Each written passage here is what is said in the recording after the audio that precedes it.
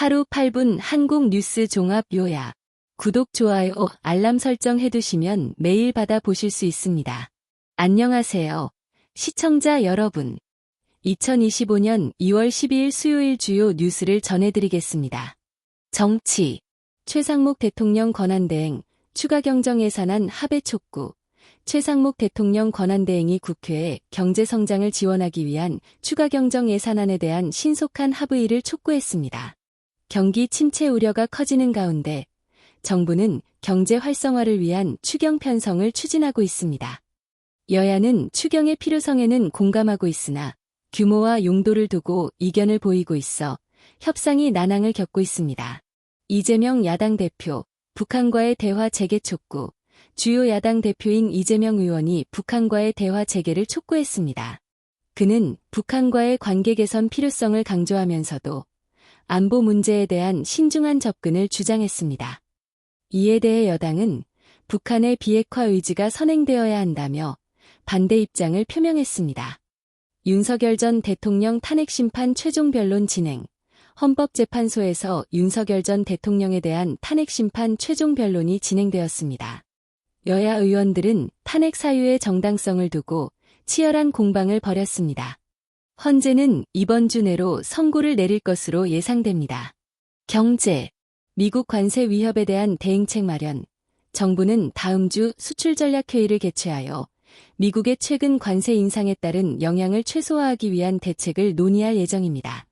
트럼프 대통령이 철강과 알루미늄 수입품에 25% 관세를 부과하겠다고 발표한 데 따른 조치입니다. 산업통상자원부는 미국 측과의 협상을 통해 예외 인정을 받을 수 있도록 노력하겠다고 밝혔습니다. 한미 FTA, 미국 보복 관세의 영향 제한 전망. 경제 전문가들은 한미 자유무역협정, FTA, 이 미국의 보복 관세 위협에 대한 한국의 노출을 완화할 수 있다고 전망했습니다. 양국 간 관세율이 거의 0%에 가까워 영향이 제한적일 것으로 예상됩니다. 그러나 장기적으로는 글로벌 무역 갈등 심화에 따른 간접적인 영향을 받을 수 있다는 우려도 제기되고 있습니다. 한국은행, 기준금리 동결 결정. 한국은행 금융통화위원회는 기준금리를 현행 3.5%로 유지하기로 결정했습니다. 경기 회복세가 더딘 가운데 물가 상승 압력이 지속되고 있어 금리 동결이 불가피했다는 분석입니다. 전문가들은 하반기 경기 상황에 따라 추가 인상 가능성도 배제할 수 없다고 보고 있습니다. 사회. 대전 초등학교에서 교사가 8세 학생 살해.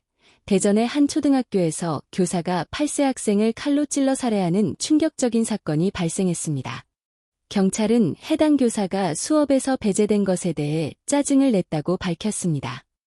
이번 사건을 계기로 교육 현장의 안전 문제와 교사 선발 과정에 대한 재검토가 필요하다는 목소리가 높아지고 있습니다. 중부지방 폭설로 교통 혼잡. 중부지방에 내린 폭설로 인해 교통사고가 잇따르고 항공기 운항의 차질이 빚어졌습니다. 기상청은 경기 북부, 강원 남부, 충청북도, 경상북도 북부 지역에 대설주의보를 발령했습니다. 각 지자체는 제설 작업을 강화하고 있으며 시민들에게 대중교통 이용을 권장하고 있습니다. 대학가 등록금 인상 반대 시위 확산. 주요 대학들의 등록금 인상 결정에 반발하는 학생들의 시위가 전국적으로 확산되고 있습니다.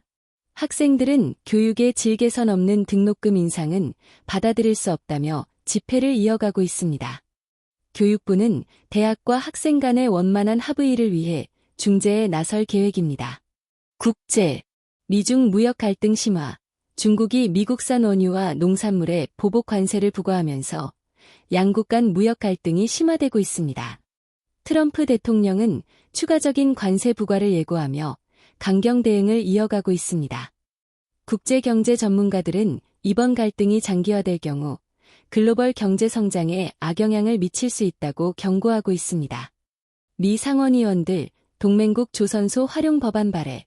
미국 상원의원들이 NATO 회원국이나 인도태평양 조약 동맹국의 조선소에서 해군 함정을 건조할 수 있도록 하는 법안을 발의했습니다. 이는 미 해군의 현대화와 조달 과정을 가속화하기 위한 조치입니다. 한국 조선업계는 이번 법안이 통과될 경우 새로운 기회가 될 수 있을 것으로 기대하고 있습니다. EU, 탄소 국경세 시행 앞두고 한국과 협력 강화, 유럽연합, EU, 이 탄소 국경세 시행을 앞두고 한국과의 협력을 강화하고 있습니다. EU 측은 한국 기업들의 원활한 적응을 돕기 위해 기술 지원과 정보 공유를 제안했습니다. 정부는 EU와의 협력을 통해 국내 기업들의 피해를 최소화하고 친환경 산업 육성의 기회로 삼겠다는 입장입니다. 문화 스포츠, 지드래곤 8년 만에 월드투어 개최, K-팝 스타 지드래곤이 8년 만에 개인 월드투어를 개최합니다. 한국의 위버맨시 투어는 다음 달 고향에서 2차례 공연으로 시작될 예정입니다. 이번 투어는 전 세계 20개 도시에서 진행될 예정이며 K-팝의 글로벌 영향력을 다시 한번 입증할 것으로 기대됩니다. 2026 동계올림픽 유치 경쟁 본격화. 2026년 동계올림픽 유치를 위한 경쟁이 본격화되고 있습니다.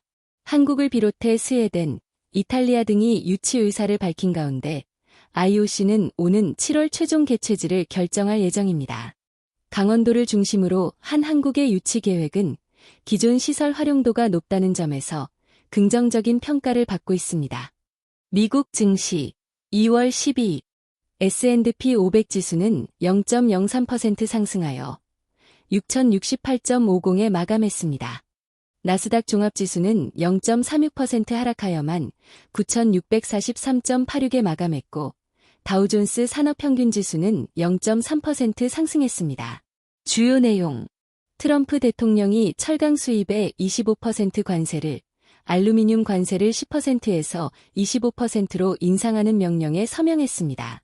이에 따라 클리브런드 클리프스와 스틸 다이내믹스 등 미국 철강 제조업체 주가가 상승했습니다.